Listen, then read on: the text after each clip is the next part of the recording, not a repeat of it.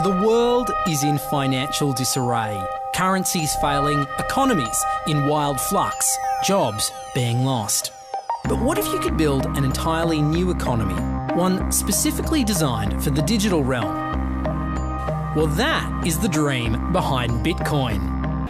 Bitcoin, for those of you who don't know, is an electronic online currency that was created in 2009. It was made by someone who did it under the pseudonym Satoshi Nakamoto. Bitcoin is exciting because it shows how cheap it can be.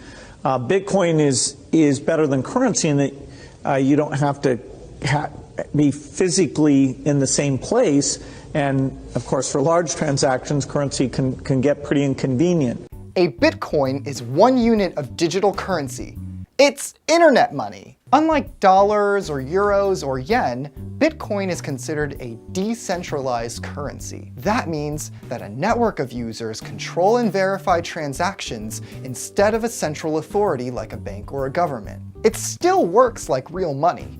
One person pays another person for goods and services. However, once money is exchanged, the record of the transaction is publicly recorded onto a ledger known as a blockchain.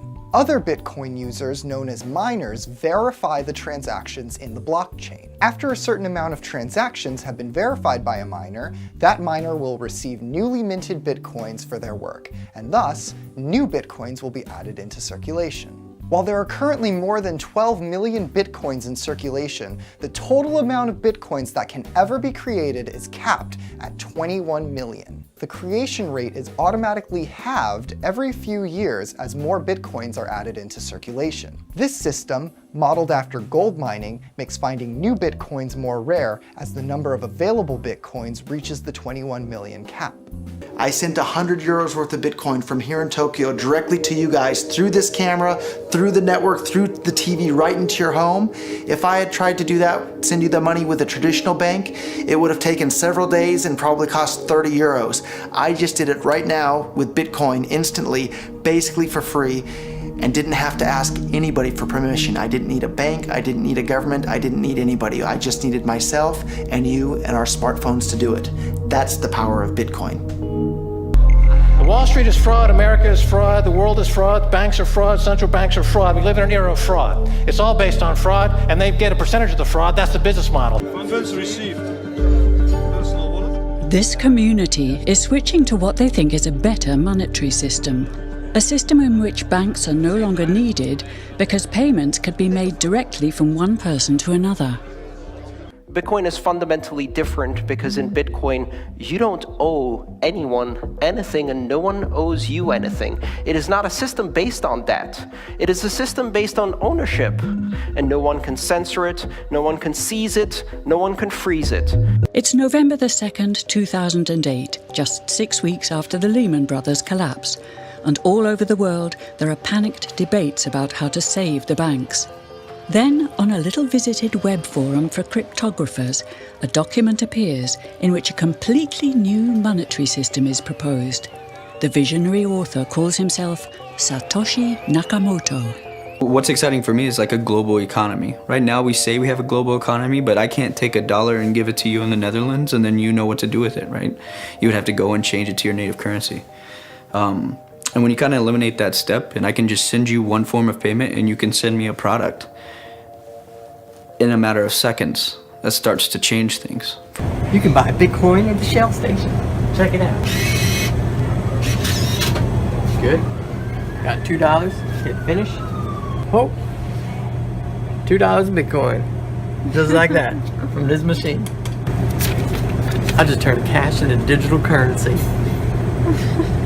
So thinking that it's too late to get involved in Bitcoin is like thinking it's too late to get involved with the internet or too late to get involved with using a cell phone. Like, it's not too late to get involved with Bitcoin. If Bitcoin becomes really popular all over the world, Bitcoins are going to have to be worth at least tens of thousands of dollars a Bitcoin, if not hundreds of thousands of dollars per Bitcoin. So thinking it's too late to get involved with Bitcoin is like thinking it's too late to get involved with using the internet. Of course not. Like, it's ubiquitous in our lives, and Bitcoin's going to become ubiquitous in our lives as well. This is a currency that's really going to work eventually?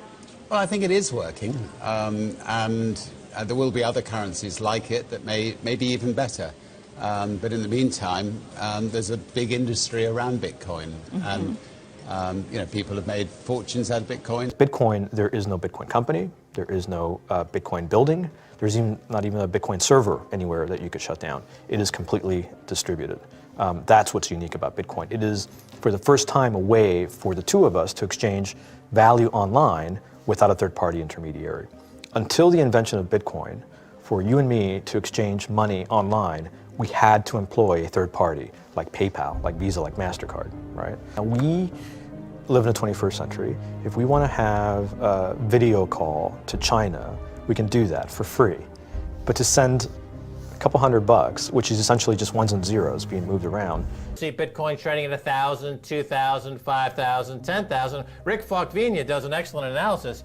He predicts that Bitcoin will capture between 1 and 10% of the global Forex market, which implies a price of between $100,000 to $1 million per Bitcoin. Most of the people who are on the sidelines not buying Bitcoin today will start to buy Bitcoin when it gets over 1,000. And then a greater percentage of people will definitely plow into Bitcoin when it starts to get over 10,000. It's still predicting Bitcoin $10,000 per Bitcoin in 3 years. Well, check this out. The value of Bitcoin has been surging lately. In fact, Bitcoin is closing in on a record high. What might this tell us about where more conventional assets? In a world of Armageddon where the world ends, currencies will go by the way of the countries. Bitcoin, like gold, will still have value because of the blockchaining that goes on behind it.